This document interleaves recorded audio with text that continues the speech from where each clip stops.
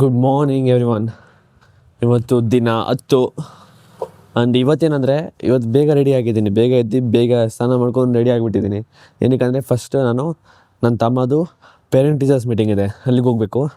ಈ ಸತಿ ಅಮ್ಮಗೆ ಹೋಗೋಕ್ಕಾಗಲ್ಲ ಅಂತೆ, ಅದಕ್ಕೋಸ್ಕರ ಅಪ್ಪನ ಆಚೆ ಹೋಗಿದ್ದಾರೆ. ಸೊ ನಾನು ಹೋಗ್ತಾಯಿದ್ದೀನಿ ನನ್ನ ತಮ್ಮಗೆ ಅಟೆಂಡ್ ಮಾಡೋದಕ್ಕೆ. ನೋಡೋಣ ಹೆಂಗಿರುತ್ತೆ, ಅವ್ನು ಏನು ಹೇಳ್ತಾರೆ ಅವ್ನ ಬಗ್ಗೆ ಅಂತ.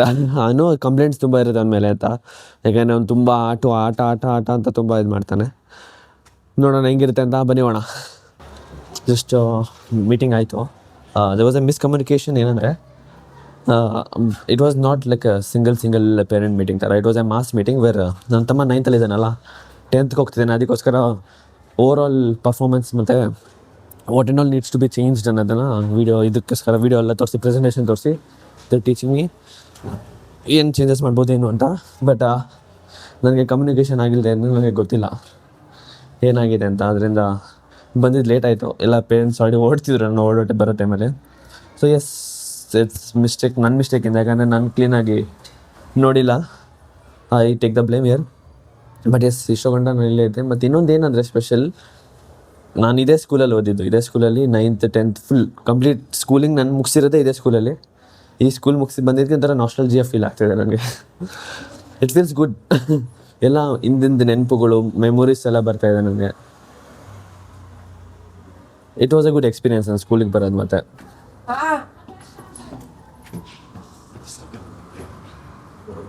ಚೆನ್ನಾಗಿತ್ತು. ಇವಾಗ ಮನೆಗೆ ಹೊರಡೋಣ. ದೇವಸ್ಥಾನಕ್ಕೆ ಬೇರೆ ಹೋಗ್ಬೇಕು, ಕಾರ್ಯಸಿದ್ಧಿ ಟೆಂಪಲ್ಗೆ. ಚೆನ್ನಾಗಿದ್ದೀರ ಆಂಟಿ? ಆಂಟಿ ಆಯಿತು, ಸಿಗೋಣ.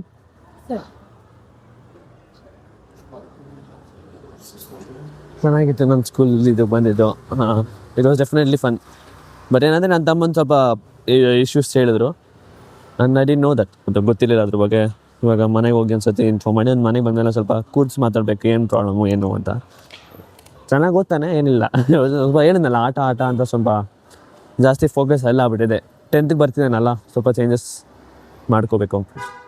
ಬನ್ನಿ ಹೊರಡೋಣ. ಇವಾಗ ಇನ್ನು ಕಾರ್ಯಸಿದ್ಧಿ ಆಂಜನೇಯ ಟೆಂಪಲ್ಗೆ ಬೇರೆ ಹೋಗಬೇಕು, ಕಾಯಿ ಕಟ್ಟಬೇಕಾಗಿದೆ ಒಂದು. ಜಸ್ಟ್ ಬಂದೆ. ಅಷ್ಟೊಂದು ಟ್ರಾಫಿಕ್ ಇರಲಿಲ್ಲ. ಆಲ್ಮೋಸ್ಟ್ 10 ನಿಮಿಷ ಬಂದಿದ್ದೀನಿ ಇಲ್ಲಿಗೆ. ನಾನು ಕ್ಲೋಸ್ ಆಗ್ಬಿಟ್ಟಿರುತ್ತೆ ಅಂದ್ಕೊಂಡೆ. ಮೇ ಬಿ 1 o'clock ಕ್ಲೋಸ್ ಆಗೋದು. So I am good. ಇವಾಗ 12 ಗಂಟೆ ಎಕ್ಸಾಕ್ಟಾಗಿ ಇವತ್ತು ಕಾಯಿ ಕಟ್ಟಬೇಕಂತ ಇದ್ದೀನಿ ನಾನು. ಕಾಯಿ ಕಟ್ಟಿ ಒಂದೇನೋ ಬೇಡ್ಕೋತೀನಿ. ಫುಲ್ ಕಂಪ್ಲೀಟ್ ಆದಮೇಲೆ ಹೇಳ್ತೀನಿ ಏನು ಬೇಡ್ಕೊಂಡಿದ್ದೆ ಅಂತ.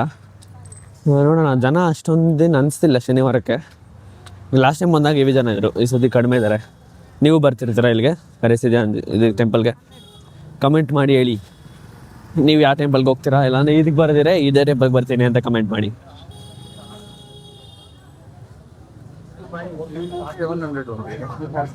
Was definitely wrong. ಲೈನ್ ಇದೆ, ತುಂಬ ಉದ್ದ ಲೈನ್ ಇದೆ. ಆ್ಯಕ್ಚುಲಿ ಜನ ನನ್ನ ಲೈನ್ ಕಾಣಿಸಿಲ್ಲ. ಬಂದ ಗಾಡಿ ಹಾಕ್ಬೇಕಾದ್ರೆ, ಗಾಡಿ ಹಾಕೋದು ಟೈಮಲ್ಲಿ ನನಗೆ ಲೈನ್ ಕಾಣಿಸ್ಲಿಲ್ಲ. ನೋಡ್ತಾ ಇದ್ದೀನಿ ಇವಾಗ ಲೈನ್ ಇದೆ.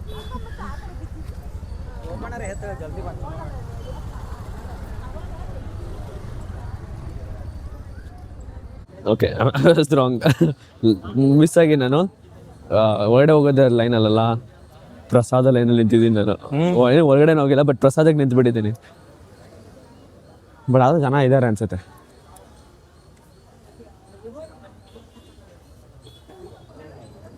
ಕಾಯಿಗೆ ಕಾಯ್ತಾ ಇದ್ದೀನಿ ಅಲ್ಲಿ. ಕಾಯಿ ತುಂಬೇ ಇಲ್ಲ, ಇವಾಗ ತುಂಬಿದ್ರು. ಇವಾಗ ತೊಗೊಂಡಿದ್ದೀನಿ. ಹೊರಗಡೆ ವೀಡಿಯೋ ಮಾಡೋಕ್ಕಾಗಲ್ಲ. ಸೊ ಕಾಯಿ ತೊಗೊಂಡು ಕಟ್ಟಾದ್ಮೇಲೆ ವೀಡಿಯೋ ಮಾಡ್ತೀನಿ.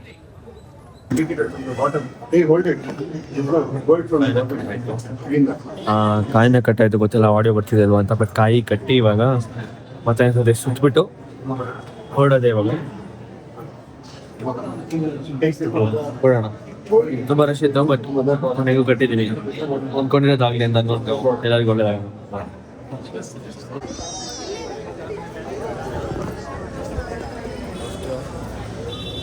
ಮುಗೀತು ಇವಾಗ. ಓಡ್ತಾ ಇದ್ದೀನಿ ಇಲ್ಲಿಂದ.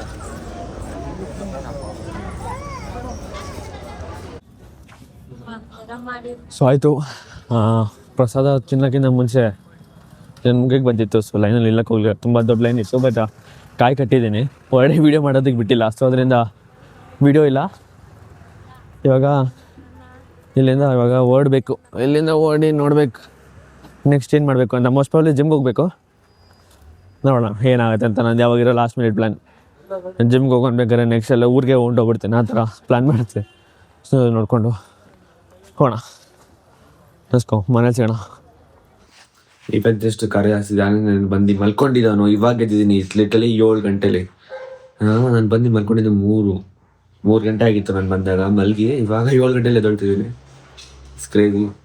ಇವಾಗ ಜಿಮ್ಗೆ ಹೋಗ್ಬೇಕು. ಜಿಮ್ಮಲ್ಲಿ ಹೋದಾಗ ಅದು ವೀಡಿಯೋ ಮಾಡ್ತೀನಿ ಇದ್ರ ಬಗ್ಗೆ, ಅದು ವೆಯ್ಟ್ ಗೇನ್ ಬಗ್ಗೆ ಲಾಸ್ಟ್ ವೀಡಿಯೋದಲ್ಲಿ ಹೇಳಿದೆ ಅಲ್ಲ ಮಾಡ್ತೀನಿ ಅಂತ, ಅದನ್ನು ಮಾಡ್ತೀನಿ ಇವಾಗ. ಮತ್ತೆ ಜಿಮ್ಗೆ ಓಡೋಣ ಧ್ರುವ ಬರೋಕ್ಕಿಂತ ಮುಂಚೆ. ಸೊ ನಾನು ಲಾಸ್ಟ್ ವೀಡಿಯೋದಲ್ಲಿ ಹೇಳಿದ್ದೆ 43 kg 65 kg ಹೆಂಗೆ ಹೋಗಿದೆ ಅಂತ. ನೋಡಿ 65 ಹೇಳ್ಬೇಕಂದ್ರೆ ಪ್ರಾಪರಾಗಿ 70 kg ಗಂಟೆ ಹೋಗಿದ್ದೀನಿ. ಫೋಟೋ ಕೂಡ ಅಟ್ಯಾಚ್ ಮಾಡ್ತೀನಿ ನಾನು ಎಷ್ಟು kg ಹೋಗಿದೆ ಅಂತ. ಆಲ್ಮೋಸ್ಟ್ 69 ಸೊ ಹೇಳ್ಬೇಕಂದ್ರೆ ಇದಕ್ಕೇನು ಸೀಕ್ರೆಟ್ ಇಲ್ಲ, ಇದರಲ್ಲಿ ಏನು ಬ್ರಹ್ಮಗಂಟಲ್ಲ ಏನೂ ಅಲ್ಲ. ಇದು ಬೇಸಿಕಲಿ ಏನು ಮಾಡ್ಬೇಕಂದ್ರೆ ನಿಮಗೆ ಬೇಕಾಗಿರೋದಕ್ಕಿಂತ ಜಾಸ್ತಿ ತಿನ್ಬೇಕಷ್ಟೆ. ನಾನು ಎಕ್ಸ್ಪ್ಲೇನ್ ಮಾಡ್ತೀನಿ. ಸೊ ಇವಾಗ ಎಕ್ಸ್ಪ್ಲೇನ್ ಮಾಡ್ತೀನಿ. ಫಸ್ಟು ಕ್ಯಾಲರೀಸ್ ಏನಂದ್ರೆ ಗೊತ್ತಾ, ಇವಾಗ ಗಾಡೀಲಿ ಪೆಟ್ರೋಲ್ ಎಷ್ಟು ಇರುತ್ತೆ ಅಷ್ಟು ಮೈಲೇಜ್ ಹೋಗಿರ್ತಾನೆ. ಇವಾಗ ನಾನು ಡೈಲಿ 1 ಲೀಟರ್ ಪೆಟ್ರೋಲ್ ಹಾಕ್ಸಿದ್ರೆ ದಿನ ಎಷ್ಟು ಹೋಗುತ್ತೆ? ನನ್ನ ಗಾಡಿ 15 ಮೈಲೇಜ್ ಕೊಡುತ್ತೆ ಅಂದರೆ ದಿನ 1 ಲೀಟರ್ ಪೆಟ್ರೋಲ್ ಹಾಕ್ಸಿದ್ರೆ 15 ಕಿಲೋಮೀಟರ್ ಹೋಗೋದು. ಸೇಮ್ ವೇ ಇವಾಗ ನಿಮ್ಮ ಬಾಡಿಲೂ ಅಷ್ಟೇ, ಫುಡ್ ತಿನ್ನೋದಕ್ಕೆ ಕ್ಯಾಲರಿ ಅಂತ ಒಂದು ಟರ್ಮ್ ಇದೆ. ಎಲ್ಲ ಫುಡ್ಡಲ್ಲೂ ಇರುತ್ತೆ ಕ್ಯಾಲರೀಸ್ ಅಂತ. ಸೊ ವಾಟ್ ಇಟ್ ಈಸ್ ಅಂದರೆ, ಇವಾಗ ನನ್ನ ಬಾಡಿ ಇವಾಗ 43 kg ಅಂದರೆ around rough figure almost 1900 calories ಬೇಕು. ನಾನು ಡೈಲಿ ಅಷ್ಟೇ ಕ್ಯಾಲರೀಸ್ ಅಂದರೆ ಏನು ಮಾಡ್ತೀನಿ, 43 kg ಉಳಿತೀನಿ. ನಾನು ದಪ್ಪಾಗೋದಕ್ಕೆ ಏನು ಮಾಡಬೇಕು, ಒಂದು 100 ಕ್ಯಾಲರಿ 200 ಕ್ಯಾಲರಿ 300 ಕ್ಯಾಲರಿ ಸ್ಟಾರ್ಟಿಂಗಲ್ಲಿ 200 ಕ್ಯಾಲರಿಯಿಂದ ಸ್ಟಾರ್ಟ್ ಮಾಡಬೇಕು ಎಕ್ಸ್ಟ್ರಾ. ಇವಾಗ 2100 ತಿನ್ನೋಕೆ ಸ್ಟಾರ್ಟ್ ಮಾಡಿದ್ರೆ 1 ವೀಕ್ 2 ವೀಕ್ಸಲ್ಲಿ ಆಬ್ವಿಯಸ್ಲಿ ಬಾಡಿ ಮೇಲ್ ಬಂದೇ ಬರುತ್ತೆ. ಅದು ಜಸ್ಟ್ ಕ್ಯಾಲರೀಸ್ ಅಂತ ತಿನ್ಕೊಂಡು ಹೋದ್ರೆ ಏನಾಗುತ್ತೆ ಅಂದರೆ ಫ್ಯಾಟ್ ಬರುತ್ತೆ. ಫ್ಯಾಟ್ನ ಅವಾಯ್ಡ್ ಮಾಡಬೇಕು ಆದಷ್ಟು. ಬಟ್ ಸ್ಟಾರ್ಟಿಂಗಲ್ಲಿ ವೆಯ್ಟ್ ಗೇನ್ ಆಗಬೇಕಾದ್ರೆ ಇಟ್ಸ್ ಫೈನ್, ಬಟ್ ಯಾಕಂದರೆ ಮಾಸ್ ಬೇಕಲ್ಲ ಅದಕ್ಕೋಸ್ಕರ. ಬಟ್ ಆದಷ್ಟು ಕ್ಯಾಲರೀಸ್ ಮತ್ತು ಪ್ರೋಟೀನ್ ಇರೋ ತಿನ್ಬೇಕು. ನಾನು 43 kg ಇದ್ದಾಗ ದಿನಕ್ಕೆ ಆಲ್ಮೋಸ್ಟ್ 7 ಮೀಲ್ಸ್ 7 ಸತಿ ಊಟ ಮಾಡ್ತಾ ಇದ್ದೆ. ಅದು 5-6 ಮೊಟ್ಟೆ, ಹಾಲು, ಆಲ್ಮೋಸ್ಟ್ ಅರ್ಧ ಲೀಟರ್ ಹಾಲು ಕುಡಿತಿದ್ದೆ ಗೊತ್ತಾ. ನಾನು ಪ್ರೋಟೀನ್ ತಗೋಬೇಕಾಯ್ತು, ಪ್ರೋಟೀನ್ ತಗೋತಿದ್ದೆ. Mass gainer it doesn't matter which one, just ಏನಂದ್ರೆ ಚೆನ್ನಾಗಿ ರೆಪ್ಯೂಟೆಡ್ ಬ್ರ್ಯಾಂಡ್ ಇಂದ ತಗೊಂಡ್ರೆ ಮಾಸ್ ಗೇನರ್ ಇಂದ ಅದು ಪ್ರೋಟೀನ್ ತಗೊಳ್ಳೋದ್ರೆ ತಪ್ಪು, ಕಿಡ್ನಿ ಹಾಳಾಗುತ್ತೆ ಅನ್ನೋದೆಲ್ಲ ಸುಳ್ಳು. ಅದರ ಏನೂ ಆಗೋದಿಲ್ಲ. ಯಾಕಂದ್ರೆ ನೀವು ತಿನ್ನೋ ಎಲ್ಲಾ ಫುಡ್ಡಲ್ಲೂ ಅಷ್ಟೇ ಪ್ರೋಟೀನ್ ಇದ್ದೇ ಇರುತ್ತೆ.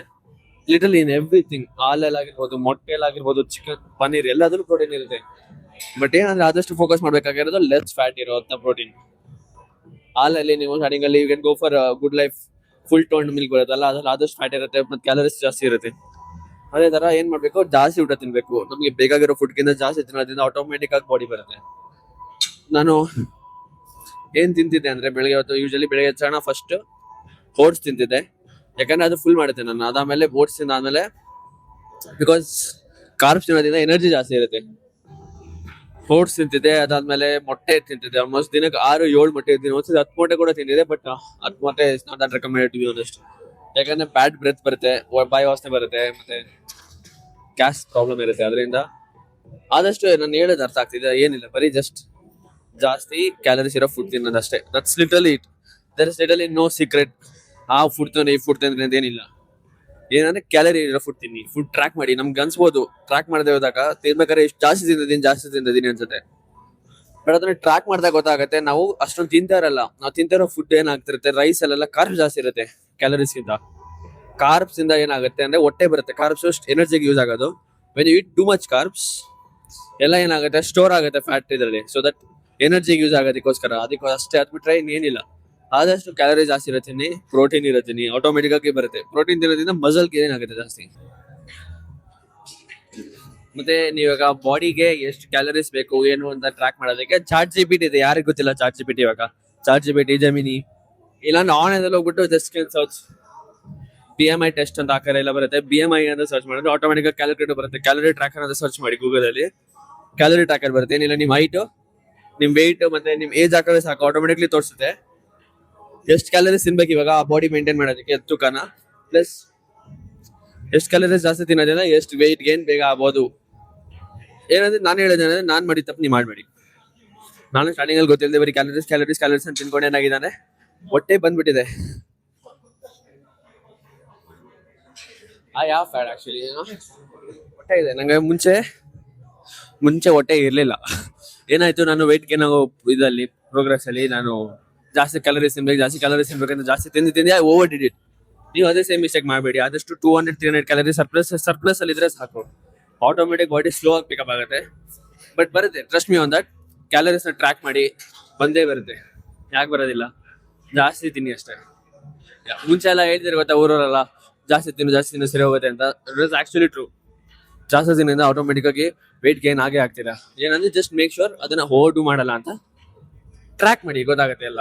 ಟ್ರಸ್ಟ್ ಮೀ, ಟ್ರ್ಯಾಕ್ ಮಾಡೋದ್ರಿಂದ ತುಂಬಾ ಡಿಫ್ರೆನ್ಸ್ ಇದೆ. I am not health professional or I am not train to do this, but ನಾನು ಮಾಡಿದ ಎಕ್ಸ್ಪೀರಿಯನ್ಸ್ ಹೇಳ್ತಿದ್ದೀನಿ. ನಾನು ಮಾಡಿರೋ ತಪ್ಪನ್ನ ನೀವು ಮಾಡಬೇಡಿ ಅಂತ ಅಷ್ಟೇ ಹೇಳ್ತಾ ಇರೋದು. ನಿಮ್ಮ ರಿಸರ್ಚ್ ನೀವು ಮಾಡಿ. ChatGPT ಇದೆ, ಜೆಮಿನಿ ಇದೆ, ಎಷ್ಟು ಥರ AI ಗಳಿದೆ. ಹಾಂ, ಅದೇ ಆದಷ್ಟು ನಿಮ್ಮ ಎಕ್ಸ್ಪೀರಿಯನ್ಸ್ನ ನೀವು ಡಾಕ್ಯುಮೆಂಟ್ ಮಾಡೋದು ಬೆಟರ್. ಯಾಕಂದರೆ ನಿಮ್ಮ ಜರ್ನಲ್ ನಿಮಗೆ ಗೊತ್ತಾಗಬೇಕು ಎಲ್ಲಿಂದ ಎಲ್ಲಿಗೆ ಹೋಗ್ತಾ ಇದ್ದೀನಿ. ಬಾಡಿ ವೆಯ್ಟ್ನ ಎವ್ರಿ ವೀಕಲ್ಲಿ ಕೌಂಟ್ ಮಾಡಿ. ಎವ್ರಿ ಡೇ ಬೇಡ. ಎವ್ರಿ ಡೇ ಮಾಡೋದ್ರಿಂದ ಡಿಮೋಟಿವೇಟ್ ಆಗುತ್ತೆ. In case one day weight ಜಾಸ್ತಿ ತೋರಿಸಿ ಇನ್ನೊಂದು ದಿನ ಕಡಿಮೆ ತೋರಿಸಿದ್ರೆ, ಯಾಕಂದರೆ ವಾಟರ್ ವೆಯ್ಟ್ ತುಂಬ ಮ್ಯಾಟ್ರ್ ಆಗುತ್ತೆ. ಸೊ ಆದಷ್ಟು ಬೆಳಿಗ್ಗೆ ಹೊತ್ತು ಖಾಲಿ ವೆಯ್ಟಲ್ಲಿ ವೆಯ್ಟ್ ಮಾಡೋದ್ರಿಂದ ಗೊತ್ತಾಗುತ್ತೆ ಪ್ರಾಪರ್ ವೆಯ್ಟ್ ಏನಿದೆ ಅಂತ.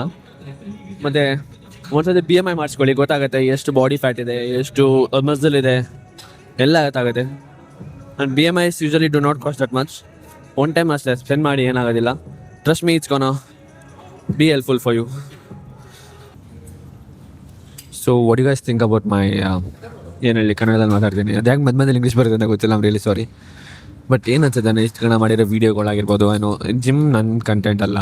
ಏನಂದರೆ ನಾನು ಜಸ್ಟ್ ನನ್ನ ಎಕ್ಸ್ಪೀರಿಯನ್ಸ್ನ ನಾನು ಶೇರ್ ಮಾಡ್ತಾಯಿದ್ದೀನಿ ಬಿಟ್ಟರೆ I am not motivating or encouraging ಯಾರನ್ನೂ ನಾನು ಮಾಡಿ ಅಂತ. ಬಟ್ ಐಮ್ ಜಸ್ಟ್ ಟೆಲ್ಲಿಂಗ್ ನಾನು ಮಾಡಿದ್ದು ನನಗೇನು ವರ್ಕೌಟ್ ಆಯಿತು ಅಂತ ನಾನು ವೀಡಿಯೋ ಮಾಡ್ತಾಯಿದ್ದೀನಿ ಅಷ್ಟೇ. So if you guys have suggestions ಅಥವಾ ನಾನು ಇದನ್ನು ಮಾಡಿದ್ರೆ ಚೆನ್ನಾಗಿರುತ್ತೆ ಅಂತ, ಪ್ಲೀಸ್ ಕಮೆಂಟ್ ಮಾಡಿ.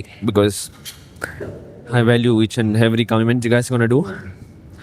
ಆ್ಯಂಡ್ ಐಮ್ ಸಾರಿ, ನನ್ನಿಂದ ಏನಾದರೂ ತಪ್ಪಾಗಿ ಹೇಳಿದ್ರೆ ನಾನು ಅಥವಾ ಯಾವಾಗಾದ್ರು ಮಾಡಿದರೆ, it's never my intention. So yes, ಅವನು ಇವತ್ತಿನ ವ್ಲಾಗ್ ಅಷ್ಟೊಂದೇನಿಲ್ಲ ಆ್ಯಕ್ಚುಲಿ ಹೇಳ್ಬೇಕಂದ್ರೆ. ಬಟ್ ಎಸ್, ನೋಡಿ ನಮ್ಮ ಫ್ರೆಂಡ್ ಧ್ರುವನ ಇವತ್ತು, ನಾನು ಧ್ರುವ ಅಷ್ಟೇ, ಕಿರಣ ಬಂದಿಲ್ಲ. ಊರಿಗೆ ಹೋಗಿದ್ದಾನೆ ಅವನು ಶನಿವಾರ. ಅದರಿಂದ ನಾನು ಧ್ರುವ ಅಷ್ಟೇ ಇವತ್ತು ಬೇಗ ಬಂದಿದ್ದೀವಿ. ಆ್ಯಕ್ಚುಲಿ ಖಾಲಿ ಹೊಡಿತಿದ್ದೆ ಜಿಮ್ ಇವತ್ತು. ಸೊ ಇವತ್ತು ಎಸ್ ವರ್ಕೌಟ್ ಆಯಿತು. ನನಗೆ ಇನ್ನೂ ಮಾತಾಡ್ತಿದ್ದೆ ಆ್ಯಕ್ಚುಲಿ ವೆಯ್ಟ್ ಗೇನ್ ಇದ್ರ ಬಗ್ಗೆ. But I have no plan, like ಯಾವ ಥರ ಮಾತಾಡಬೇಕು, ಹೆಂಗೆ ಹೇಳ್ಬೇಕು ಅಂತ. ಸೊ ಅದಕ್ಕಂತಲೇ ಸಪ್ರೇಟ್ ಒಂದು ರೀಲ್ಸ್ ಮಾಡ್ತೀನಿ ಅಥವಾ ಶಾರ್ಟ್ಸ್ ಎರಡೂ ಮಾಡ್ತೀನಿ. They will learn more about what exactly I did to change my ಮೆಟಬಾಲಿಸಮ್ನ ನಾನು ಹೆಂಗೆ ಬೀಟ್ ಮಾಡಿದೆ ಅಂತ, ಅದ್ರ ಬಗ್ಗೆ ಮಾತಾಡೋಣ. ವರ್ಕೌಟ್ ಆಯ್ತು, ಇವಾಗ ಹೊರಡೋ ಸಮಯ. ಇಲ್ಲಿಗೆ ವ್ಲಾಗ್ ಎಂಡ್ ಮಾಡ್ತಾಯಿದ್ದೀನಿ ನಾನು. ನಾಳೆ ಸಿಗೋಣ ದಿನ 11. ಅಲ್ಲಿವರೆಗೂ ಬಾಯ್ ಬಾಯ್.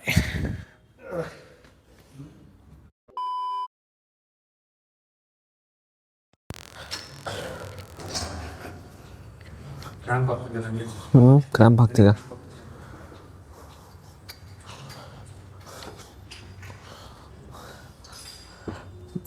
ಬರ್ತಿಲ್ಲ, ಗೊತ್ತು ಹತ್ರ ಆಗೋಯ್ತಲ್ಲ ತುಂಬ.